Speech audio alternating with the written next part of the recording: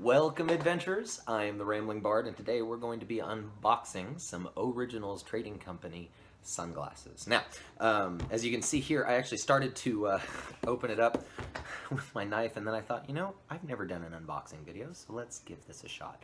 No script or anything like that. We'll just kind of talk about it as I do it. So, all I've done is put the knife through the label. Wanted to mention that I'm hoping I'm saying this correctly. Sean, please feel free to correct me if not. Sean O'Riordan? That's a mouthful. It's definitely Gaelic. I have no idea how to correctly pronounce this. But he works out of Spokane, or I'm sorry, Portland, Oregon. And he's kind of a one-man shop from everything I understand. He's been making these. He found the right people to do all the tooling and stuff like that. He did send them first-class mail. And within the shipping box itself, you've got the Originals nice little cardstock box in here, and just some simple brown packing paper. I know some people like to look at specifications on how things are shipped. This is a fragile item. What I actually ordered was, I mean, they're sunglasses, is called the Red Orange Eagle 48 style. Now, I ordered these for a couple of reasons. For one, I've been drooling over the Original stuff for probably, I can't say exactly because I don't know exactly how long he's been around, but it feels like at least a year. And the price point on them is a little bit higher, but the reason that they're so high, and you can get them in prescription as well, but for non-prescription, they start at, it doesn't have my price on this receipt. That's okay. I remember. They start at like 86, I want to say, US dollars. And then they kind of go up from there depending on what all you do or what style you get. I went with the Eagle 48s on this pair, even though I really love perfectly circular sunglasses because these have a slightly different shape. They're a little more squared off. Ooh, very nice. But like I said, it comes with this nice cardboard box here. I'll see if I can get his logo nice and clean in there. Maybe. This is all shot with my iPhone 7 Plus front-facing camera, by the way. Nice. And so out of that little cardstock case, you get this very nice, nicely embossed with his logo, which I love the logo, by the way. Love it. Very nicely embossed with his logo. Probably real leather case. Might be faux leather. It feels like it's leather encased on maybe stiff board. I'm not sure. Okay, so when you open that up, looks like the glasses themselves are in a plastic sheath. The inside of this protective case is actually lined with really nice, looks like microfiber or microvelvet. That'll help protect your glasses, keep them from getting scratched, that sort of thing. He's also included a nice microfiber cleaning cloth. Also, very nice touch. He really went the extra mile on this. I feel like there's a lot of polish and work put into these. You can't see it too well in the camera up close just because the lighting gets really dim. I love the iPhone 7 camera. That's probably the reason I'm sticking with these phones. But again, nicely embossed logo there right here on a cleaning cloth for the glasses. So, without further ado, sorry, it's in the name. I ramble. I'm going to go ahead and get to the reason we bought these in the first place. Now, I love these glasses. They've got a side shield. I had no idea the earpieces were this beautifully flexible. I love that.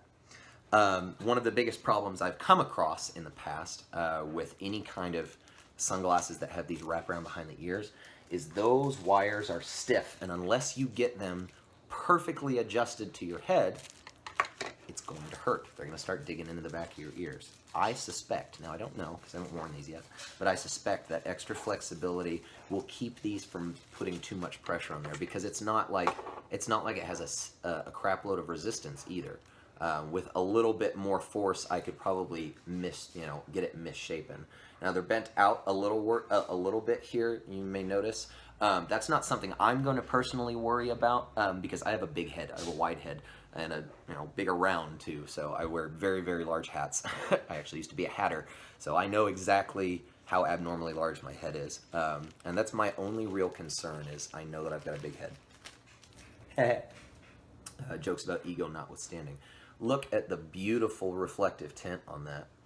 It's really nice because especially in the right light, it's mirrored. But if you tilt it, you can see the blinds and my thumb behind there. Where we tilt it, and you lose that considerably more. I like that a lot. One of the big things that he touts, and you can see, these swing all the way back. Now see, I thought they were bent inward. They're not. They are actually bent out a little bit. Or I thought they were bent out. They're actually bent in a little bit. That's okay. Like I said, I have a feeling these are going to flex with my head. And now the side shields. The side shields, and get it real close so you can see. Let's see if I can get it real close without bending the arms incorrectly. Look how much visibility is through that. And that's the idea from what he said, from what I've read on all of the descriptions, is he wanted a good, well-done side shield that was functional and the correct size to be functional and to look right, but also to not completely and totally destroy your peripheral vision. You want to protect your eyes, but if you kill your peripheral vision, you lose a lot of ability to do cool stuff. Now, one of the things I am wondering is if they'll fit over my prescription glasses, because I haven't purchased contacts in a while. But we'll worry about that later, and I don't know if I'm actually going to do a video about that, because that whole process is a little awkward and frustrating to watch. I will say the nose pads are a little bent. They're a little crooked when they came in. But nothing so majorly bent out of shape, like it's still vaguely nose-shaped. Nothing so majorly changed out of shape that I'm afraid to go in there and mess with it. There's no, the solder points don't look any weaker. Everything's very, very clean. The tooling on this is just, it's really well done. I like how even on the side of the glasses rim before the shield starts, there's a couple little holes there. So even with that solid metal bar there, it's not going to be impeding your vision. Now, these are constructed to be able to open the frames, so you can take these frames, if you like them, to your, usually to places like Eye Masters and Lens Crafters, and they can put lenses in there. I would recommend trying to find smaller businesses that can do this, independent shops. Because as most of you know that have prescription glasses, eyeglasses are a racket. This is an affordable, wonderful, wonderful, wonderful stylish frame. I say they're expensive, they're really not. You think about something like Oakley's, which have a really similar style, or have a really similar high-class style, I should say.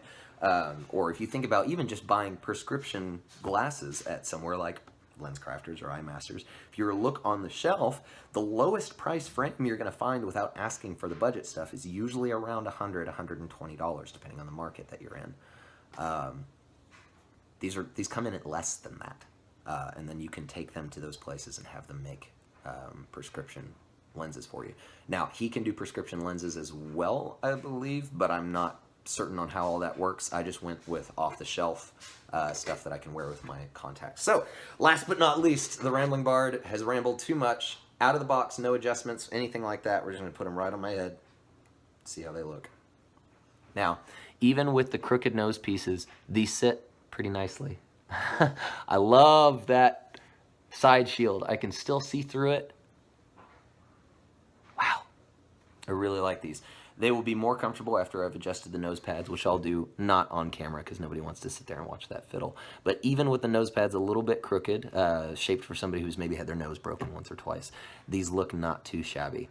And as a final thing, I haven't officially relaunched my Patreon or my channel or anything like that. We'll say the reason that I got these. Not only was it because I friggin' wanted them, and I really like sunglasses. I hate prescription glasses, but I love different kinds of sunglasses, especially with different styles.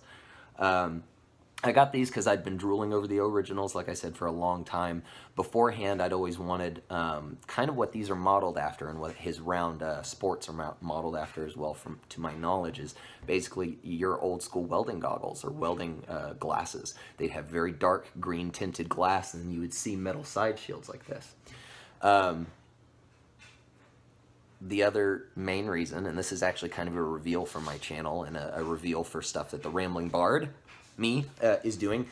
This is actually the first piece to my very first cosplay that I'm going to work on, one that I did years and years and years ago. Maybe I can get a picture put up of that. This is the classic version of this character that I'm going to try out for my very first cosplay. Now, as you may notice, for those of you familiar with Alucard, maybe some more pictures up here of the official art from the original anime and maybe some of the manga. You may notice his glasses are perfectly round. Well, Originals does sell a version of that, and eventually I'll revisit this classic version. I'm going to remake how he looks exactly in the anime someday. But for these glasses, and for my idea for this cosplay, is I'm going to do Alucard, but I'm going to modernize it a little bit.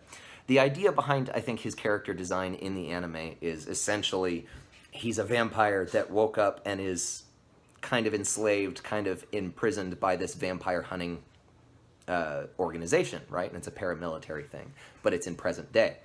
And he, being the asshole that he is just like, I'm not wearing your stupid military uniform. I'm just going to wear my clothes. So he puts on his pimp hat and his long coat and the cravat and the three-piece suit and the Nazi riding boots. And it's a great look. It is. It's very anime. It's a very cartoon look. And when I do that cosplay again, better than that, when I do that cosplay again, I want to do it justice, you know, even with the Mickey Mouse gloves, and I still love that design, so don't get me wrong. But what I'm going to do with these, the Rambling Bard continues to ramble over my 10-minute mark, I'm so sorry. But what I'm going to do with these is I'm going to modernize that outfit. I want to give him a paramilitary shirt, and that's pretty much the end of his uniform. He'll wear the shirt and the pants because the pants are comfortable and functional. He can hold clips in there. He's got a butterfly harness for him to hold the casul and the jackal.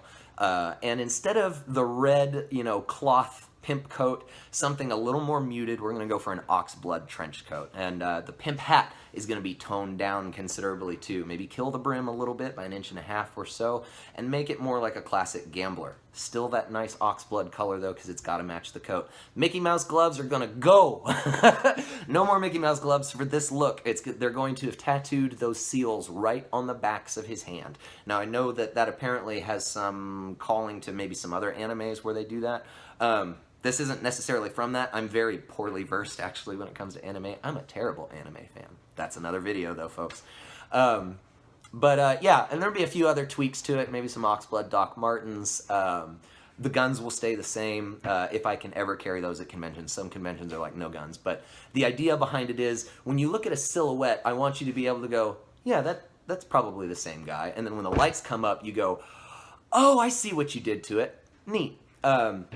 It's my own take on it, really. There's not really a super genre for it. You could call it modernized, I suppose, for this one, but I think it's a case-by-case thing where it's just like, you know, I kind of want to do this thing, and it's going to be cool. So, that wraps up my first unboxing / reveal about Patreon, or about my Patreon, which is coming very soon, manner of months, 2 months at the most. I'm hoping July 1st, but, and my first, you know, unboxing and announcement for my very first official cosplay that I'm going to do. So, adventurers, as always, thank you so much for stopping by, listening to me ramble. It is what I do.